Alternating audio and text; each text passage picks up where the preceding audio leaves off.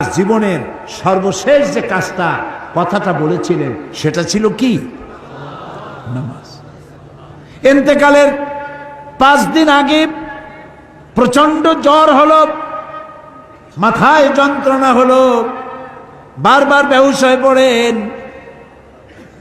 যে রাত্রে ইন্তেকাল করবেন সেই রাত্রে সাহাবায়ে কেরাম কেউ ঘরে ফেরে নাই, সবাই কাঁদতেছে। সকলের ধারণা নবীজি খুব তাড়াতাড়ি বিদায় হয়ে যাবেন। ঘরের মধ্যে স্ত্রীরা কাঁদেন, জামাই কাঁদেন, নাতি নাতনি কাঁদেন। সব থেকে বেশি কাঁদছেন হযরতে মা ফাতিমা রাদিয়াল্লাহু তাআলা আনহা। রাসূলুল্লাহর হুশ এলো, হযরত ফাতেমার কান্না দেখে কাছে ইশারা করে ডাকলেন, কানে কানে কি যেন বললেন। হযরত ফাতেমার কান্না বন্ধ হয়ে গেল। হযরত আয়েশা ফাতেমাকে ডেকে বলেন, মা তোমার আব্বা জান কি তোমারে বলল, কান্না বন্ধ হলো তোমার? হযরত ফাতেমা বলেন, মা আমার আব্বা জান আমাকে কানে কানে বললেন, মা কাঁদিস না, তোর কান্না আমার বরদাস্ত হয় না। আমি তোমাকে সুসংবাদ শোনাই, আমি মরে যাওয়ার পর সবার আগে তোমার সাথে আমার দেখা হয়ে যাবে। হযরত ফাতেমা বুঝতে পেরেছেন এর অর্থ হলো রাসূলের ইন্তেকালের পরে আত্মীয় স্বজনের ভিতরে সর্বপ্রথম ফাতেমার ইন্তেকাল হবে। হয়েছিল তাই। রাসূলুল্লাহ বেহুশ হয়ে পড়লেন, আবার হুশ হলো, আবার বেহুশ হলেন। ফজরের পরে হযরতে জিবরাইল এসে বলছেন, আসসালামু আলাইকা ইয়া রাসূলুল্লাহ, হে আল্লাহর রাসূল, আল্লাহ আপনাকে সালাম বলেছেন আর তিনি জানতে চেয়েছেন আপনি কেমন আছেন। তিনি জানেন আপনি কেমন আছেন, তারপরেও তিনি জানতে চেয়েছেন আপনার মুখে আপনি কেমন আছেন। নবীজি বললেন, আমি বড়ই কষ্টের ভিতরে আছি, অসুস্থ আছি। হযরতে জিবরাইল বলছেন, ইয়া রাসূলুল্লাহ, একজন নতুন ফেরেশতা এসেছে আজ আমার সাথে, যে ফেরেশতা কোনো মানুষের কাছে আসার জন্য অনুমতি কোনোদিন চায় নাই আর কোনোদিন চাবেও না, শুধু আপনার অনুমতি চায় আপনার কাছে আসার জন্য। সে ফেরেশতার নাম মালাকুল মউত। হযরতে মালাকুল মউত রাসূলের অনুমতি নিয়ে রাসূলের জাসাদ মোবারকের কাছে এসে সালাম পেশ করলেন। বললেন, ইয়া রাসূলুল্লাহ, আদম আলাইহিস সালাম থেকে নিয়ে শুরু করে এই পর্যন্ত আমি যত মানুষের জান কবজ করেছি আর কিয়ামত পর্যন্ত যত মানুষের জান কবজ করব, কারো কাছে অনুমতি চাই নাই, অনুমতি চাওয়াও আমার লাগবে না। কিন্তু আজকে আসার সময় আল্লাহ রাব্বুল আলামিন আমাকে বলেছেন আমি যেন আপনার অনুমতি চাই।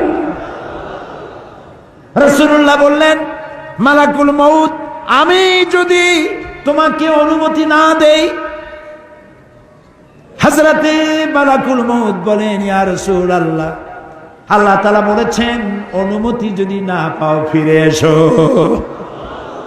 আল্লাহু আকবার, আল্লাহু আকবার। হযরতে জিবরাইল বলেন, ইয়া রাসূলুল্লাহ, আল্লাহ রাব্বুল আলামিন আপনার সঙ্গে দিদারের ইন্তজার করতেছেন।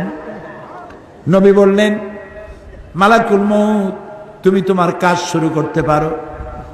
মালাকুল মউত যখন জান কবজ করতে যাবে, রাসূলুল্লাহ বললেন, আয়েশা একটু কাছে আসো। ওই যে সোনা ছিল কয়েক টুকরা, সোনাগুলোর খবর কি? 6 টুকরা, ছোট্ট ছোট্ট 6টা টুকরা সোনা ছিল, সোনাগুলো কই? হযরত আয়েশা বলেন, আমি তার যত্ন করে রেখেছি। নবীজি বলছেন, এক্ষুনি স্বর্ণ টুকরাগুলি সদকা করে দাও।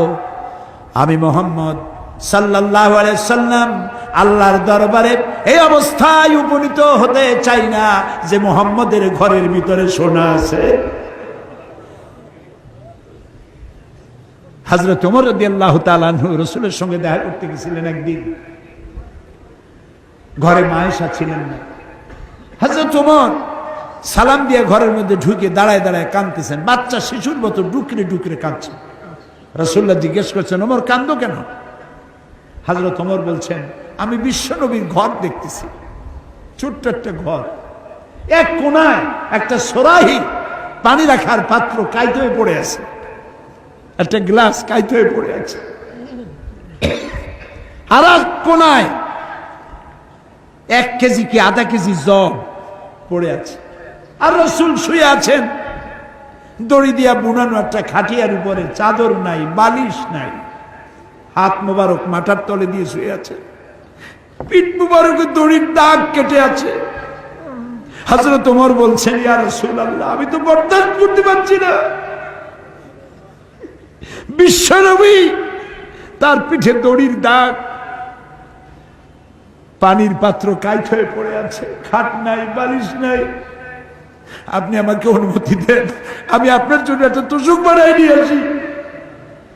রাসূলুল্লাহ বললেন, ওমর, আমি তো দুনিয়ায় শান্তি করতে আসি নাই, আমি যদি ওহদ পাহাড়কে বলি ওহদ আমার জন্য সোনায় পরিণত হয়ে যা, ওহদ পাহাড়টাই সোনা হয়ে যাবে, শান্তি করতে আসি নাই।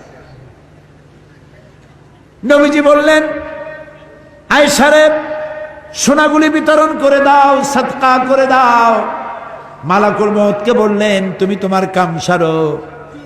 জান কবর শুরু হয়ে গেল।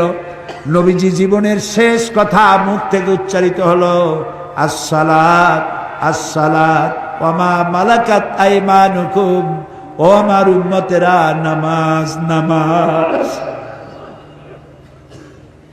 ইন্তেকালের সময় মেয়ের কথা বললেন না, নাতির কথা বললেন না, জামাইয়ের কথা বললেন না, উম্মতকে স্মরণ করালেন, ও আমার উম্মতেরা, নামাজ ছেড়ে দিও না, আর তোমার অধীনস্থ ব্যক্তিদেরকে জ্বালা যন্ত্রণা দিও না, চাকর বাকরের জ্বালা যন্ত্রণা দিও না, গরিব মানুষের দিকে লক্ষ্য রেখো।